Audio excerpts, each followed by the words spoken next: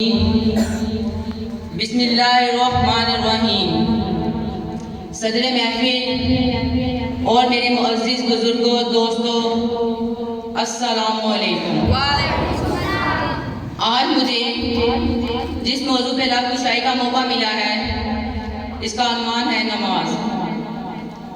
وَأَقِیمُوا الصَّلَاةَ وَآتُوا الزَّکَاةَ، اور صحیح ادا کرو نماز، دیا کرو زکوٰۃ۔ جو کچھ آگے بھیجو گے اپنے لیے ضرور پاؤ گے، اس کا ثمر اللہ تعالیٰ کے ہاں یقیناً جو کچھ تم کر رہے ہو خوب دیکھ رہا ہے۔ مدد دو صبر اور نماز سے، بے شک نماز ضرور باری ہے مگر عاجزی کرنے والوں پہ باری نہیں۔ پابندی کرو سب نمازوں کی، خصوصاً درمیانی نمازوں کی۔ کھڑے رہا کرو اللہ تعالیٰ کے لیے عاجزی کرتے ہوئے۔ نماز کو پابندی سے ادا کرنے کا حکم دیا گیا کیونکہ نماز ہی ذکر الہی کا سب سے مؤثر طریقہ ہے۔ اس میں جسم، روح، دل و دماغ سب مصروف عبادتوں میں نجات ہوتے ہیں۔ یہاں قرآن کے الفاظ غور طلب ہے۔ حافظوا علی الصلوات فرمایا، احفظوا نہیں فرمایا۔ اس کی وجہ یہ ہے کہ جب مفعلہ کے صیغہ علی آ جائے تو الدوام کا معنی بار بار ہوتے ہیں۔ یہاں بھی مقصد یہی بتانا ہے کہ بار بار اور ہمیشہ نماز ادا کرنی چاہیے۔ یہ نہیں کہ ایک بار نماز ادا کر لی اور ہفتے بھر کی چھٹیاں مل گئیں۔ اسلام میں جو نماز کو اہمیت حاصل ہے وہ محتاج بیان نہیں۔ اس کا حکم 100 دفعہ کے قریب آیا ہے۔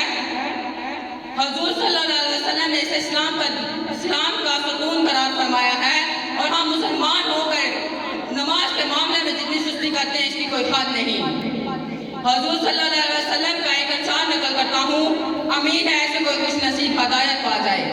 حضور صلی اللہ علیہ وسلم نے فرمایا، جو نماز پابندی سے ادا کرتا ہے اس کے لیے قیامت کے دن وہ نور ہوگی، اس کی بخشش کا سب سے بڑا ذریعہ ہوگی، اس کی نجات کا باعث ہوگی۔ اور جس نے نماز کی پابندی نہ کی، نہ تو اس کے پاس نور ہوگا نہ بخشش کا کوئی وسیلہ ہوگا، اور ان کا حشر قارون اور فرعون اور ایمان ابن خلف کے ساتھ ہوگا۔ اے اللہ تعالیٰ ہمیں غفلت کی نیند سے بیدار کر اور اپنے محبوب کی اطاعت کی توفیق عطا فرما، آمین۔ درمیانی نمازوں سے کون سی نماز مراد ہے؟ اس میں علماء کے اقوال مختلف ہے، لیکن راجح قول یہی ہے کہ یہ نماز اثر ہے۔ حضرت علی ابن مسعود، عائشہ وغیرہ ہم رضی اللہ عنہ کا یہی قول ہے۔